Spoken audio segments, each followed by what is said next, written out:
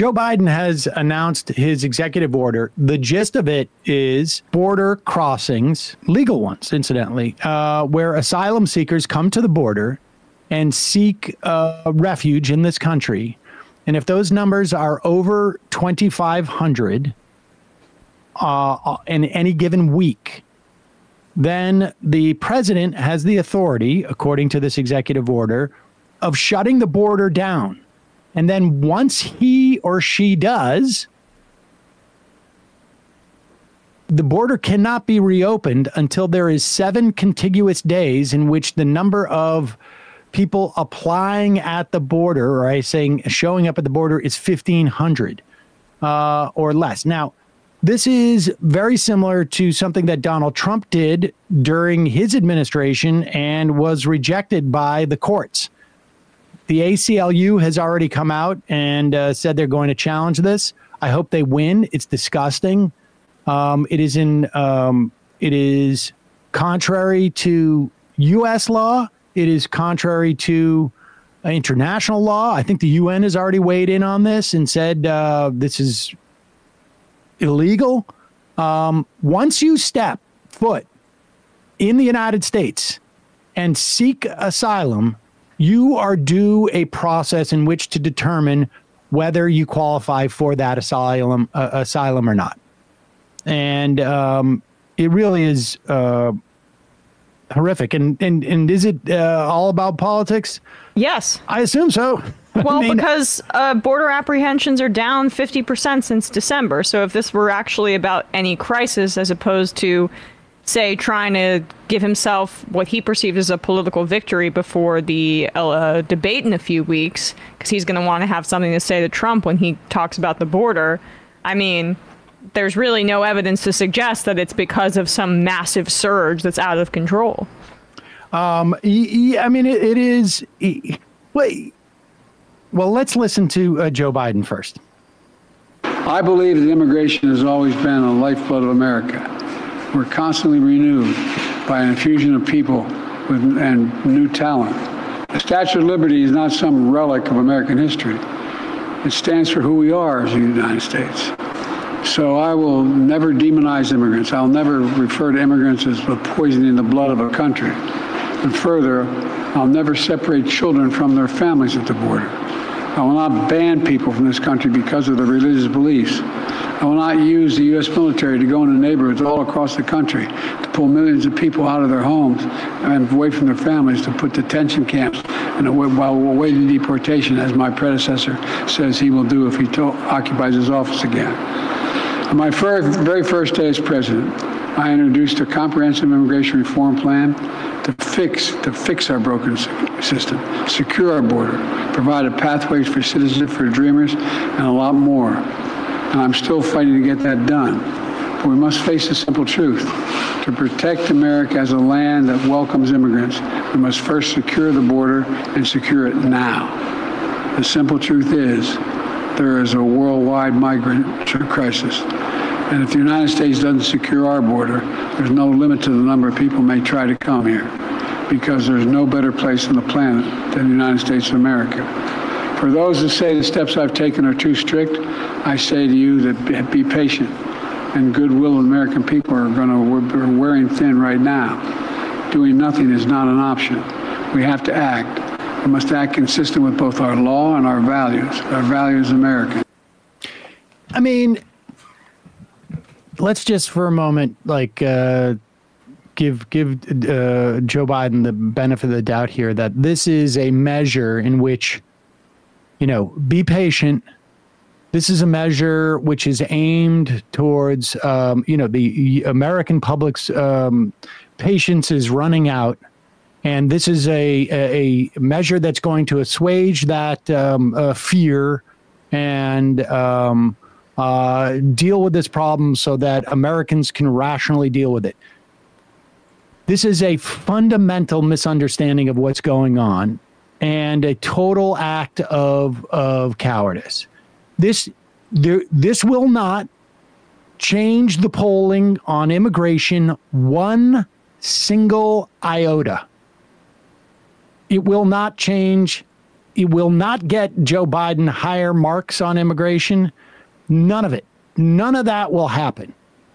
And they will continue, and the Republicans will continue to say the exact same thing yesterday as they do tomorrow.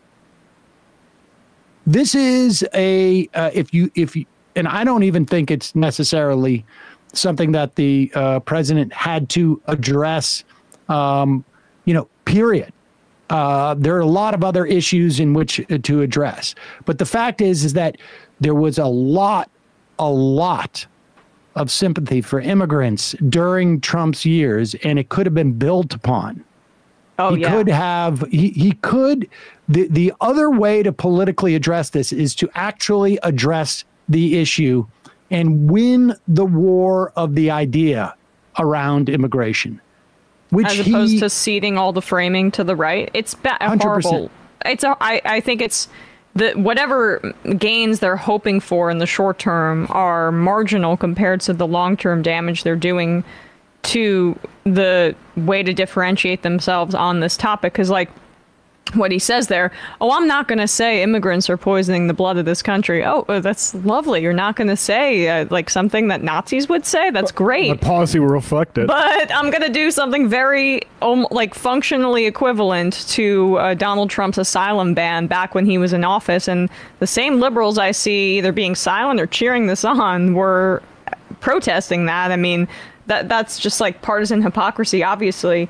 But the other thing that is a part of this is that they're also going to cut into the time frame where migrants can consult with an attorney after when they're seeking asylum from 24 hours, which was already insufficient, to 4. Yeah. So let's not pretend that this is some way like him approaching immigration from any humane position point. I mean, there's nothing that from an action standpoint that would back up his claim that he's being humane in any way or honoring the spirit of the Statue of Liberty. Yeah. Here is Representative Ilhan Omar speaking out against this executive action. And one can only hope that let's listen to what she says, and then we'll talk about the ACLU. I share your heartbreak and betrayal. I love this country, as many immigrants who do get the opportunity to come to this country do. The United States has been a beacon of hope for those fleeing persecution, violence, and oppression. Today's executive order undermines that legacy. Not only is this order a betrayal of the principle upon which this nation was built, it flies in the face of basic morality. Seeking asylum is a fundamental human right enshrined both in American and international law.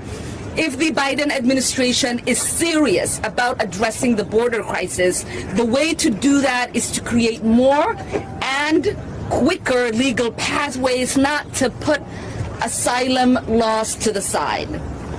We have to remember that the victims of this policy will be the innocent. I want to center what it truly means for people fleeing unthinkable situations. I am today thinking about the mothers fleeing her home in Central America who has 2 children escaping brutal violence. I'm thinking about the father who made the atrocious journey from Cameroon because his only choice was to face the constant threats of death and make the journey. I'm thinking about the teenager whose community has been destroyed by climate crisis, who knows her only chance of a better life will be found in the United States. She understands this, obviously, as somebody who was a refugee and came to this country fleeing political violence. Yeah, good for Cassara and Ayanna Pressley, and also Julian Castro hitting Biden on this too. There are a couple of exceptions, which I also think are going to end up being are going to end up creating more tragedy, frankly. unaccompanied children, some victims of trafficking, and migrants facing acute medical emergencies or imminent threats to their safety. Now, I don't know how you assess the imminent threats to their safety when you have four hours to get to an attorney before they boot you out of the country. But if I'm showing up at the border and I'm afraid of my children because of whatever it is in Honduras gangs or drug trafficking in Mexico or whatever it is that has caused, or I can't feed my children, what I'm going to do is I'm going to make them unaccompanied children with the hopes that they end up getting, reaching, their cousins or their relatives in the United States. And so we're going to end up seeing a surge of unaccompanied children at the border because of this exception here. Because the administration doesn't want to be seen as heartless to children as opposed to heartless to their parents as well. And my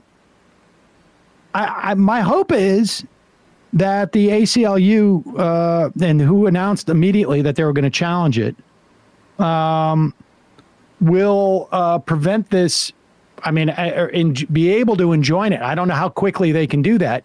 But what's really sort of like upsetting about this is that the Biden administration has been very meticulous in attempting to avoid, in certain instances, running afoul of the courts on, certain executive orders. And here, the speed in which they have deployed this, without allowing the courts any time to stop it, just seems, I don't know. It's just horrible. It's just, and I think it's bad politics. I think so too. I mean, this is another example outside of Israel where the Biden administration is knowingly and actively flouting international law. When they came into office on this promise that they'd restore respectability and a rules-based international order, asylum rights are international law, and it's also domestic U.S. law. So I hope the ACLU is successful, but just from a political perspective, Biden trying to be like the good guy in contrast to Trump, I'm not sure how many people care about this, but for me, I think it's bad politics in terms of undercutting what the coalitions and the image you're trying to portray. Yep. All right, we're going to take a break in just a moment, and we will. I'll be back with Marone Rappaport, editor of Local Call and writer at 972 Magazine. We spoke to him. I think he was in Jerusalem. Was he, Bradley? He lives in Tel Aviv, but I don't know if maybe he was. I would assume he was in Tel Aviv. Yeah, from Tel Aviv. About this story, reporting both in 972 Mag and On Call and in The Guardian regarding the Israeli sort of covert assault on the ICC over the past decade. We'll talk more about that in a moment. Hey, folks, don't forget to hit the subscribe button and check out our daily show. We do it every day at 12 p.m. Eastern for about 2.5 hours. We even take phone calls. You should check that out.